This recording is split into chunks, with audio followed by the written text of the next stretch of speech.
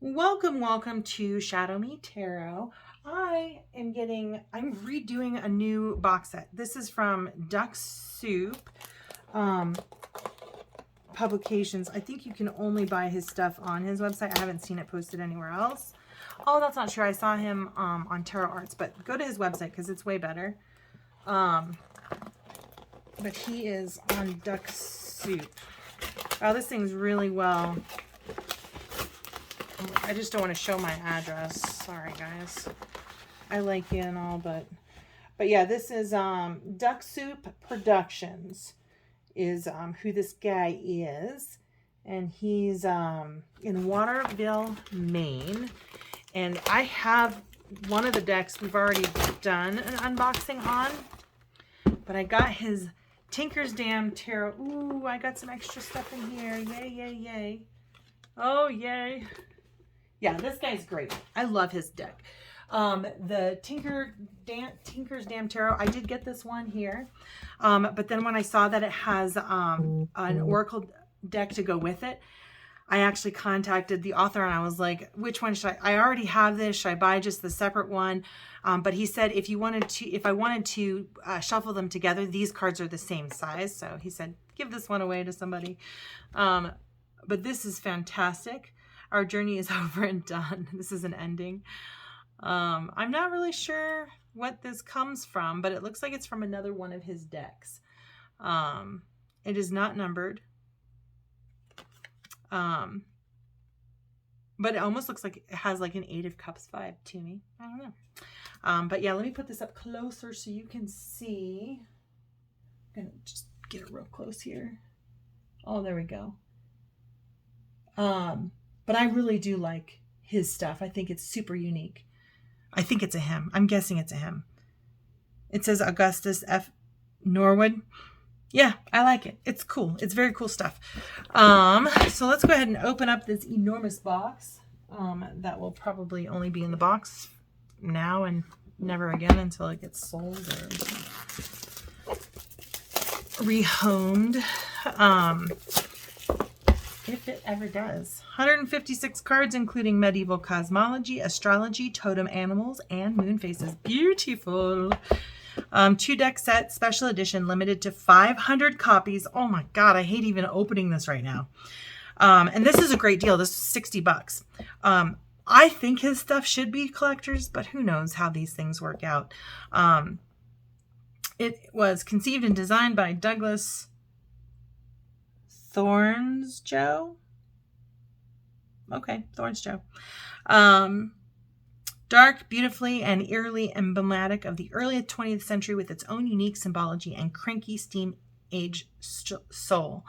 And I actually like to use this card deck. It gives me very real answers. So I don't want to say it's like a shadow deck, but boy, I get some, I do pull some really cool stories, I guess. Or meanings from the cards just by the images that are there. They just trigger different, memories and whatnot. All right, so we have, okay.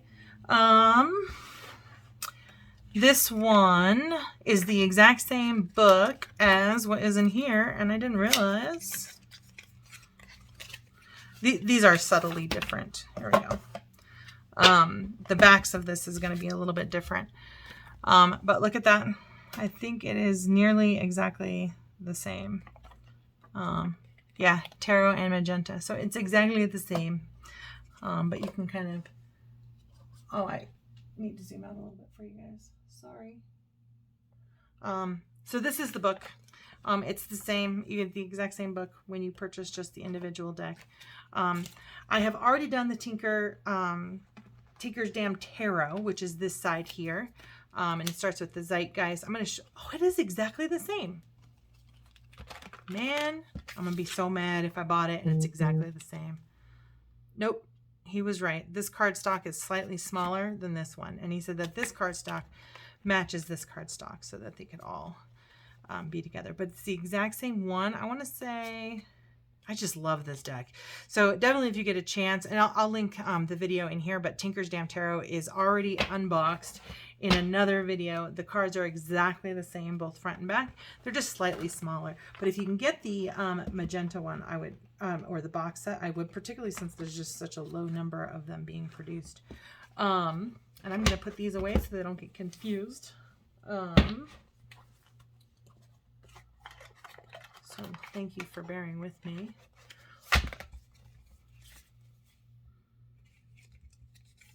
All right.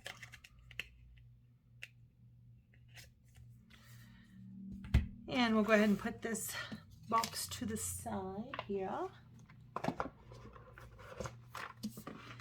while we open up our magenta oracle. Interesting. Okay, so it is not by Augusta Norwood. Can't be, because he's dead. He's long dead, like over 100 years. 1897 he was born. So let's read about the legend. Augustus F. Norwood. Whoopsies.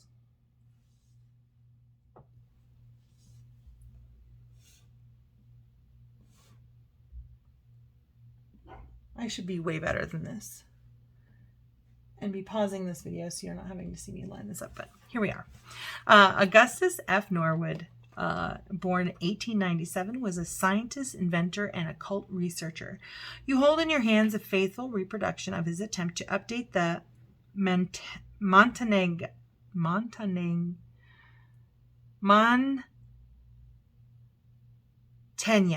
I'm going to say it's MANTEGNA. I think that G is silent. I think it's MANTEGNA. Okay, so faithful reproduction of his attempt to update the MANTEGNA into a modern American vernacular. Science itself, he wrote, has proven to be that science by itself cannot provide the answers that I am seeking. On the night of September 24th, 1936, Augustus Norwood walked out of his workshop and was never seen again. Wow, that's crazy. Poor guy. I guess my first thought was, oh, something nefarious. All right, so we've got E, or number 1, the Macero. This is going to be difficult for sure. So if this card is like the anti, it feels like the Cosmic Visions kind of deck, if you've seen this one, where it kind of does the ether version. And if I was going to say that this is the ether version of the tarot, because it's going by the numbers. Does it have 78 cards? Probably. Yep, 76, 77. Okay, so and this one here, I would almost go like the legend here would be the 0 card, even though it's not in the book as that. But I would say 0 because he disappeared, man. He vanished. So it's different than a new beginning and going off. It's an ending to me. That's why I kind of think that. And then number 1 is Macero, which feels like magician, but in the reverse. And it says here, he's the wretch, material hardship, but also an independent nature. As with the Fool, it can represent a beginning, unlimited, and as yet unrealized potential. So I feel like it's a magician with negative thoughts. So then we have number 2 is Fameo. And he looks like, I don't know, that bowler hat just immediately made me think of the Stooges. He's got an oversized large cup there. Feels like emotional kind of stuff, but I'm going to guess he's probably like, I don't know. But it says Fameo, I guess, means servant, is what it's called. Yeah, this means servant in some other language. Toroci, I'm going to say in Italian. Fameo is maybe servant in Italian. And it means a supportive, dependent position reflecting a relationship based on give and take. And then we got number 3, artisan.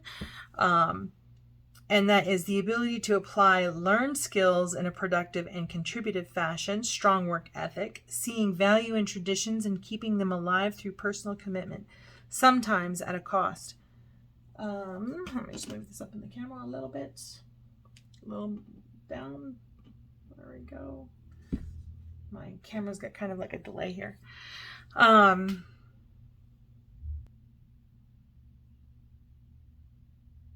All right, so I'm just going to read the little blurb here that it has about this card. It says, dating back to the 15th century, the cards of the MANTEGNA Tarot are numbered 1 to 50, with 1 representing the lowest level of human experience and 50 the highest form of attainable enlightenment. The pack is divided into 5 houses, each having 10 cards. As in the Kabbalah, the structure is designed to present an ideological pathway from base human experience to ultimate attainment, similar to the major arcana of the tarot, although there are 77 of these, I believe. 77? The Wild Unknown, 76. So yeah, there's 77 cards in this deck. All right, so then we're going to move on to the Merchant, which is number 4. Elements of this, I think it's just his red coat and the fact that he's a masculine energy in this card. It gives me kind of that Emperor vibe, but we'll see. A materialistic approach to life with the potential to provide value, or the reverse. E5, or number 5. I was hoping to find out what this E meant. I guess the E in here just refers to the conditions of humankind. And I'm getting that from the first page of the MANTEGNA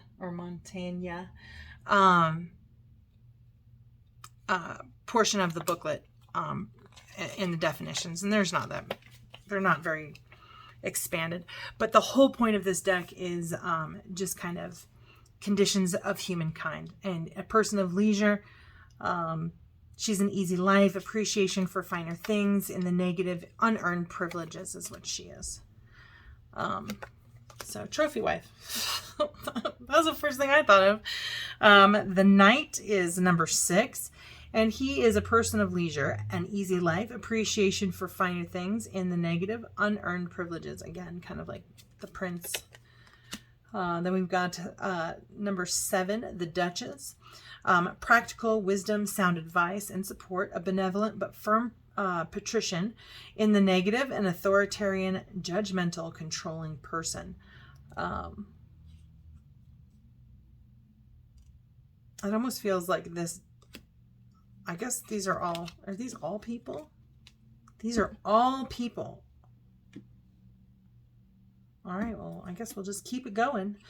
Keep going. So it almost feels like an archetypal kind of deck. Or like, I just keep thinking theories of personality from my psychology days. All right, so then we've got the Duchess.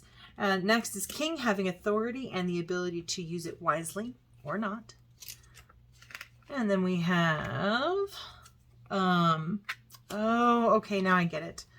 And then we have the Imperator.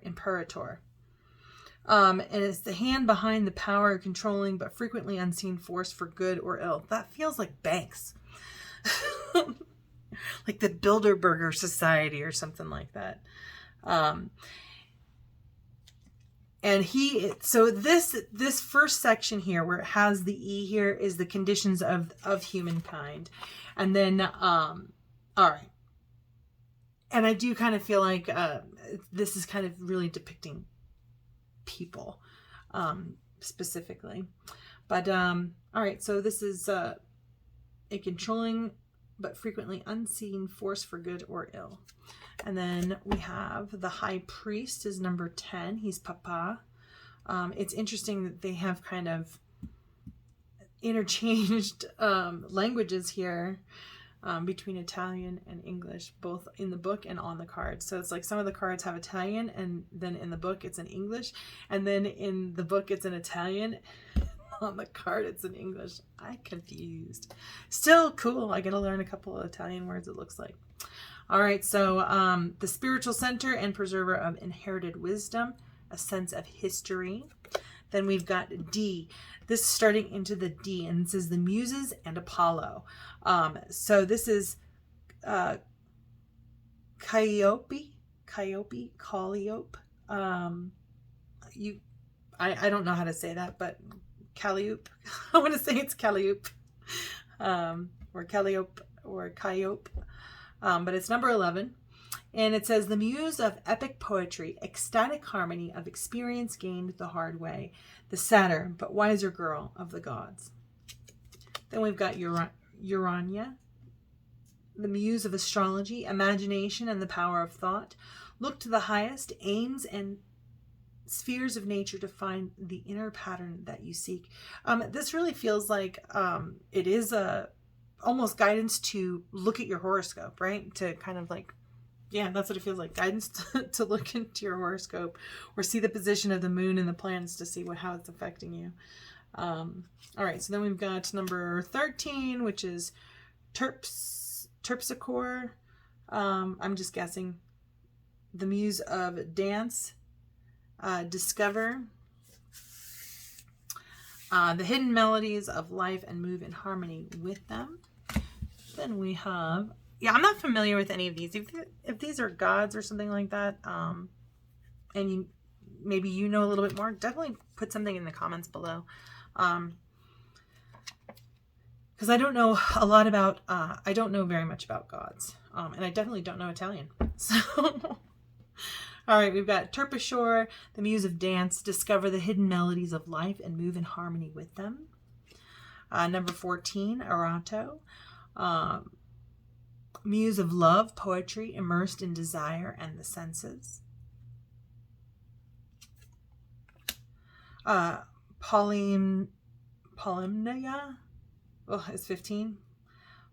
Polymnia, muse of sacred poetry raised by religious feelings into virtue, innocent heart, virtuous spirit. Then we've got Thalia, muse of comedy and joy, the understanding that human experience is not a tragedy but a comedy with the joke at our own expense. 17 is Melpomene, muse of tragedy, a manufacturer of dramatic situations. And then we've got 18, Euterpe, muse of lyric poetry, one who observes the passions of life and records them for others, but does not live them herself. Cleo, muse of history, the bearer of context and perspective, the lesson bringer. 20, Apollo, god of the sun, truth and healing. If one is in the dark stage of life, he heralds the end of that phase. Profoundly healing card, indicating that all will be well. Now we're moving into C, and this one is the arts and sciences. So I think we're moving away from people. This is number 21. It says grammar, writing, memory, history, recording, cataloging, development, and communication. And we've got some Italian on here.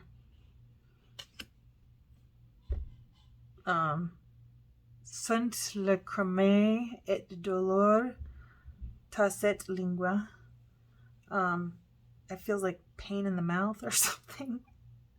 Lingua feels like language or tongue, or I don't know what tacet is. Dolor, I know in Spanish is like pain. So if you and then it says memorae indelibili litera scripta mene. If you know Italian and you want to translate for everybody, thank you. Definitely let us know what it means in the comments. All right, and then we've got logic is number 22. Detachment, reasoning, rationale, argumentation, judgment, and clarity. And then here it says phrenology, and it looks like he's gotten the brain labeled in sections, but it has a very unique structure. Like the head is oversized. I almost feel like this looks like a gray sculpture, right? It's sculpture of the grays, because that head is too big to be human. All right, then we got this almost looks like liquor, but it says locor inde esta, or establishment. It's rhetoric. Interesting. Mouth with a sword. We've got a trumpet. So just this alone feels like I would probably interpret this as like propaganda shit people are talking about. Are they speaking the truth with the sword here? But I do wonder what locor indi established. I wonder what that means. But this is number 23, which is rhetoric, intellectual, gamesmanship, debate, dialogue, dispassion, manipulation, and control. Then we've got number 24 is geometry. And that means the writing in this is kind of small. And I feel like I'm getting old. I almost need readers. All right, so this means analysis, study, arrangement, proportion, relationship, dimensions, aspect, magnitude. Then we move on to arithmetic here. It says combination, strategy, progression, means, finances, counting, and calculation. And then we have music, harmony, euphony, emotion, beauty, instrumentation, composition, discordance, dissonance, transference, the celestial influence in nature. Then we have poetry, detail, containment, romance, imagination, connection, rhyme, balance, quality, intensity. 28 is philosophy, ideology, theory, investigation, doctrine, reasoning, development, aesthetic, and virtue. And I'm just kind of putting it out there. I am going to read these a little bit more quickly because I'm running out of space in my memory and I only have like 30 minutes left. All right, so let's see. 20. Okay, so philosophy, ideology, theory, investigation, doctrine, reasoning, development, aesthetic, and virtue. I feel like there's youth and age kind of represented in here. I don't want to say masculine or feminine, but it's like almost like a risk-reward kind of balancing act here, and how they're weighing their thoughts or their decisions. I get a very Gemini feel from this, and also a Libra feel from this. All right. Oh, and then we've got astrology, number 29. Cycles and patterns, movement, influence, constellations, orbit, fatalism, connection, and phenomena. And then theology is belief, ideals, tradition, classicism, mythology, authority, culture, history, culture, history, lore, control, sacrifice, and enslavement. And then we've got 31, intellect. And this is we're at B now, and this is the virtues and geniuses. And it's mind, reason, detachment, and awareness. And I feel like she represents, she feels very Queen of Swords to me. All right, and then we've got Chronico. I like that we have the Merkaba back here with an infinity sign, the all-seeing eye. This person is very much in alignment, and Source is working through this person, and it was a transformation in order for her to get there. So it's like this person who is just living in alignment, and like Oprah, she always says allow God to work through her. That's kind of what I feel like about this card. Okay, anyways, moving on. V, so the first one, 30, this is number 32. Chronico, in this one, it says, this must be like the Italian version and Chronico, I don't know what that means, but anyways, this means the senses. In here, I don't know, the book is killing me. The book and the cards with the going back and forth with the language is killing me. Okay, so in the book, this means senses, feeling, sensation, knowledge of beauty and ugliness, and the ability to tell the difference. And then we have 33, Cosmico, a sense of the immeasurable vastness and ultimate mystery of life and the universe. Temperance looks just like, this very much is a temperance, like number 14 in the major arcana. Feels very temperate, looks the same.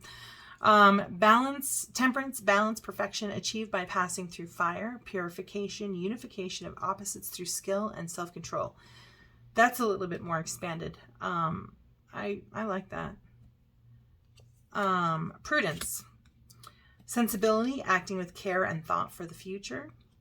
36, strength or fortitude, feminine power, spiritual courage. 37 is justice, equilibrium, clarity of mind, balance. 38 is charity, willpower and self-sacrifice, benevolence and compassion. 39 is hope, an essential trust in nature and the correctness of the universe, a belief that goodness will ultimately prevail, expectation and ambition.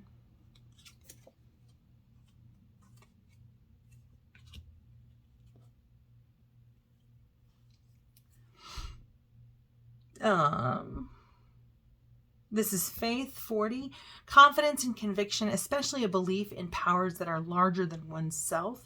Tradition, almost the exact polar opposite of intellect, surrendering to something larger than oneself. Oh, okay, right there. And then we're moving on to the cosmic spheres. The very first one is the moon, Luna, master of time and tide, the imagination, and the realm of dreams and passions. 42 is Mercury, the god also known as Hermes, guide of the souls to the underworld, and a personality of quicksilver, unpredictability, as a force, extreme changeability. Venus, sensuality, immersion in the beauty of the physical world and the senses, in the negative, excess, and denial of spirit.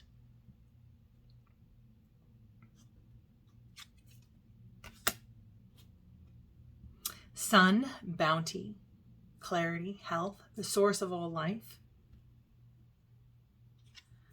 45, Mars, vitality and virility, enthusiasm and joy in life. In the negative, argument, stubbornness, conflict.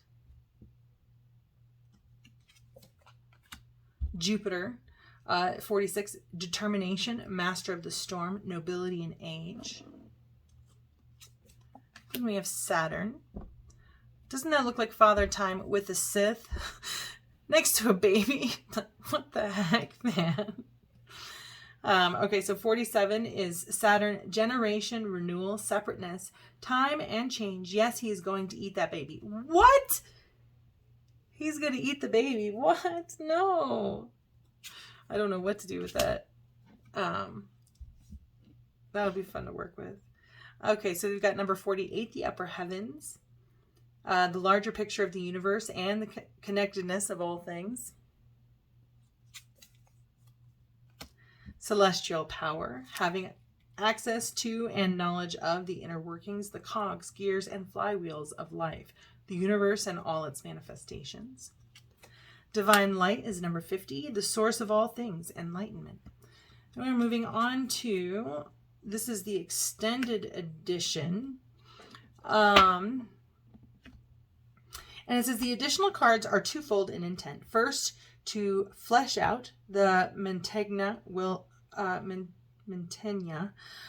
with elements and entities that are complementary to the original deck and which elaborate upon its themes. And second, to provide useful tools to everyday readers who wish to use the system in conjunction with conventional tarot pack. The individual sections take up their alphabetical designations and numbering approximately where the MANTEGNA leaves off. Even this deck, that's the name of this deck, by the way.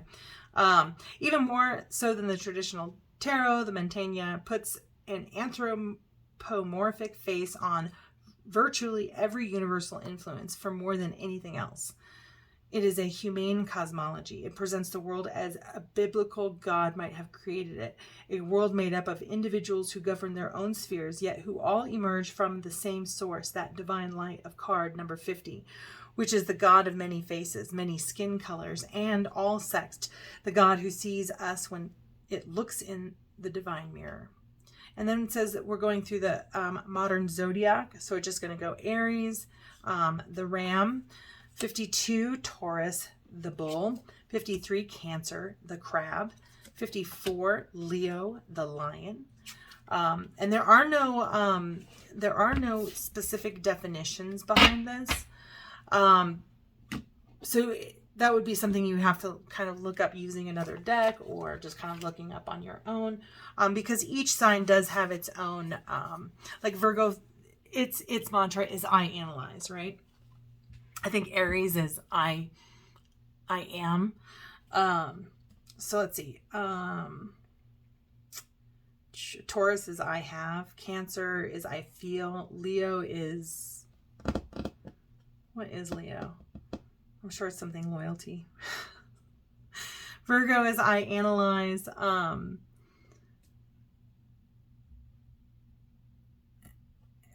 that is the Virgin. I always called it the Median, but okay, the Virgin makes sense too.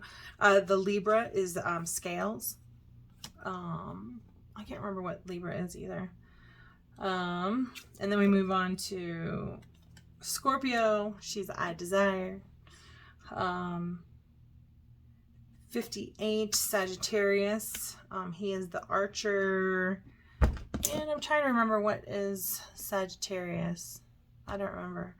I'm learning them. I'm kind of learning them. Capricorn. I don't remember what they are either. I think Capricorn is I use. And Capricorn is an earthy sign, so it's like they use all the materials around them, everything available to them. Then we do Aquarius. I don't know what you are again, Aquarius. Sorry. But she is the water bearer. And Pisces, the fish. I don't remember what you guys are either. Gemini, I know the twins. That isn't, I think, for sure.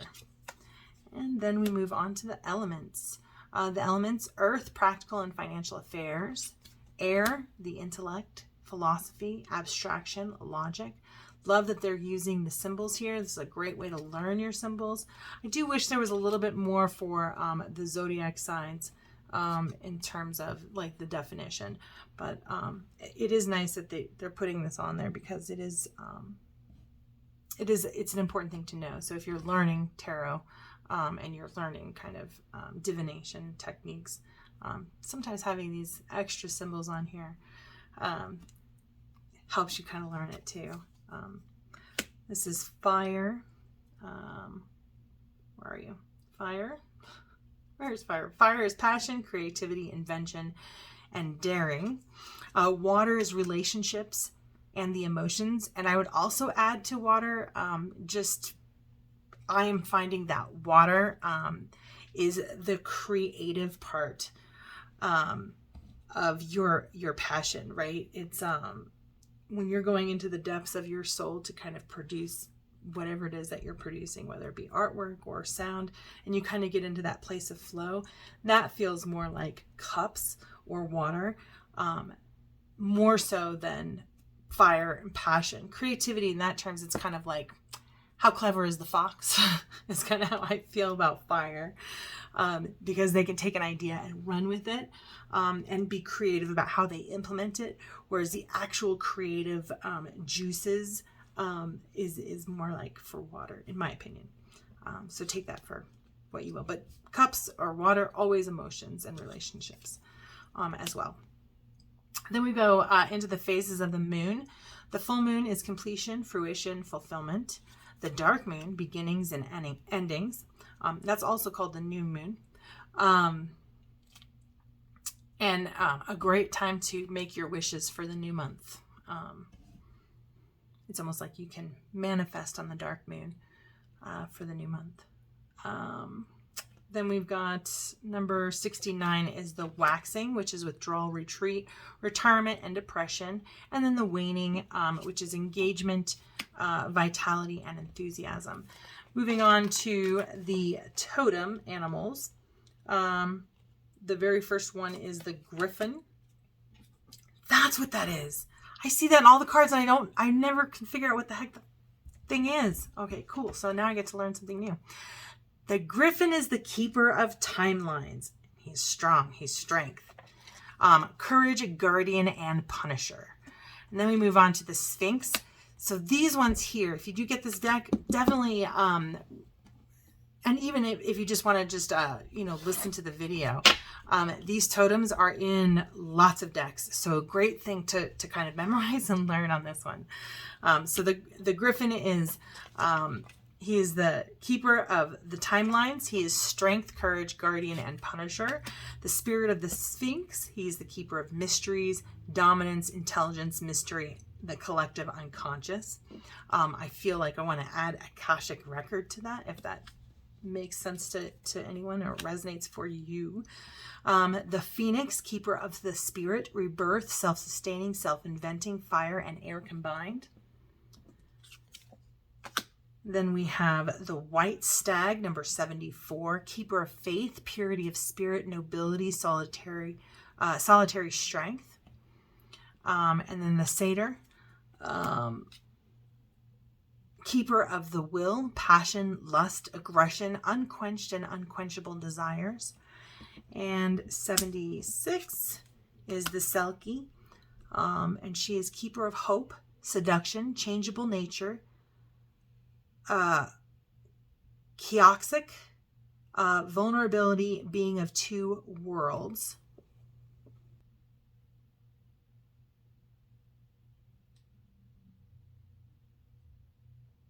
Okay. Chaotic means exceedingly idealistic, unrealistic, and impractical. Yay, I'm glad I looked it up. And it's a being of two worlds, is what she is. And then we have the very last card, which is the Wild Unknown. This card, an invention of Mr. Augustus Norwood, first appeared in the extended version of the Tinker's Dam Lenormand, with a completely different design. It is a card that he included with most of his later packs, though he attempted to refine its appearance each time. So, and then it says here, that country from which no one returns, the Wild Unknown. Ooh. Feels like very death-like. So let me know what you guys think of the MANTEGNA Oracle deck here. That is supposed to be combined with the Tinker Tarot. Would you use this deck in conjunction with the Tinker Tarot? Would you shuffle them together? Let's see. Would you shuffle them together and use them together, or would you use them independently? Would you use Legend as 0 as the Fool card, or would you kind of be more with the Macero? Yeah, let me know. What would you guys do? What do you guys think of this deck? Definitely like, subscribe, and share if you like this video, or if anything in particular kind of resonated for you. I am tempted to kind of do a interview your deck spread with the MANTEGNA Oracle. I think it's just way too much to shuffle. I don't know. Can I shuffle? Oh, it would be really difficult to shuffle all 78 cards. It'd be difficult. There's going to be lots of... So I think I'm just going to do the MANTEGNA. Oopsies. I'll move out a little bit here. And you can actually fast forward through the shuffling. For those of you who don't want to watch that. I usually shuffle 6 times or so, but I usually wait until Spirit tells me to stop.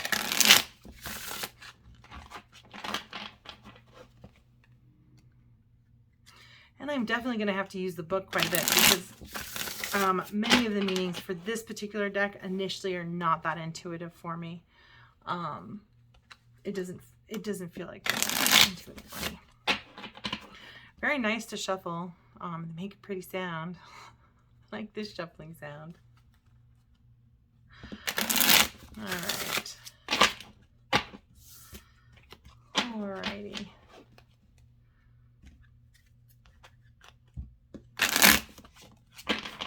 Okay, I think we're done. This one came up before. It says Grammatica, which is number 21. And this is not part of the reading, but I'm going to read it anyways because it did fall out. And I think it's the second time it fell out. But it is a C. C is arts and sciences, and Grammatica is grammar, writing, memory, history, recording, cataloging, development, and communication. So All right, let's see. We'll do at least one more. I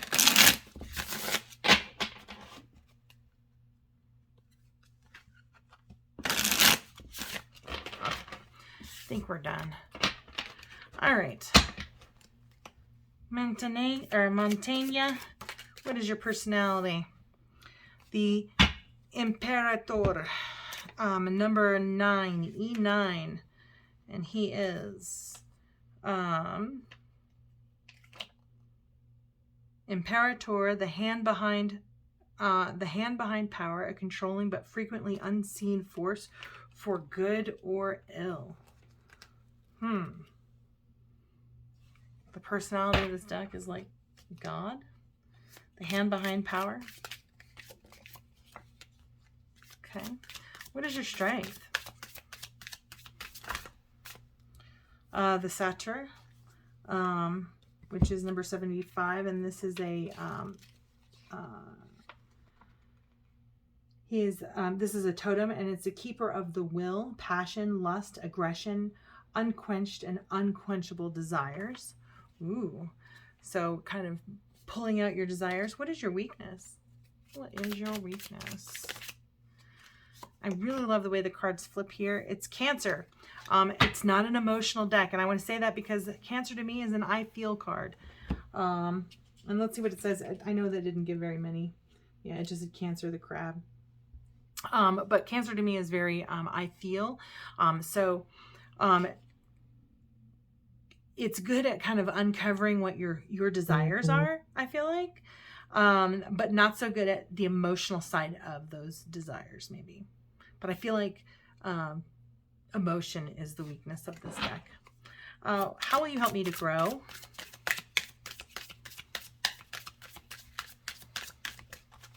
I do very much feel like this is a very logical deck. How will you make me grow? How will you help me to grow? The King, number 8, and the King number 8 is having authority and the ability to use it wisely. So I like that. I think I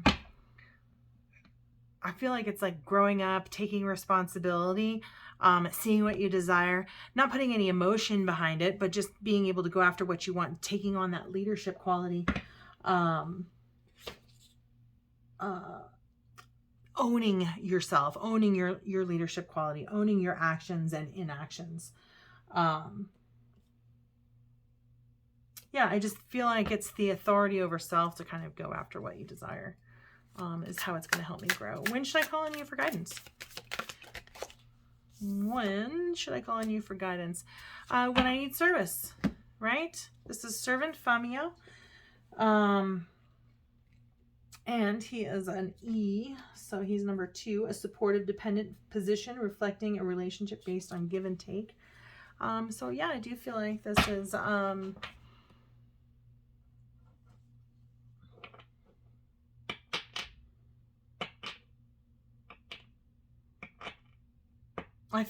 just feel like it's very straightforward in the sense that you ask questions, I'll give you the answers. How I feel. When you got questions, I got answers. That's the impression that I'm getting from this. What is the best way to work with you? What is the best way to work with you? What is the best way to work with you? I really do like the answers that I get from the Tinker's Damn Tarot. It is very real, like just like everyday kind of conversation for me. And in this one we have the poem. This is a goddess, number 15, I believe. The Muses and the Apollo. And this is Polymnia. There we go. I think that's her. And she is the muse of sacred poetry, raised by religious feelings into virtue, innocent heart, and virtuous spirit. So yeah, come be honest, have an open heart. I feel like when I is the best way to work with this deck, is just with an open heart. That's nice. Even though it's not very emotional, just be open. I feel like it's just be very open.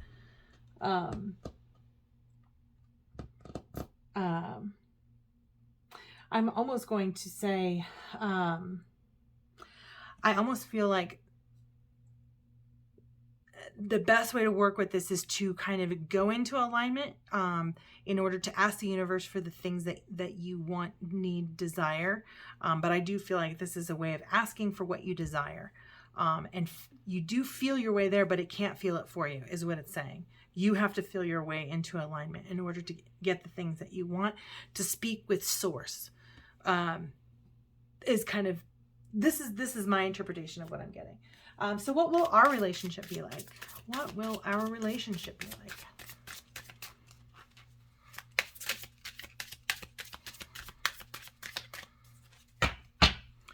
What will our relationship be like? There we go. Got two of them. One is air. So I feel like it'll be somewhat logical.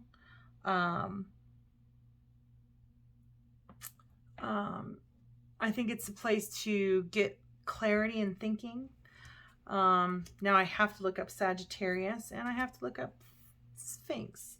The Sagittarius, where are you guys? Sagittarius, what are you?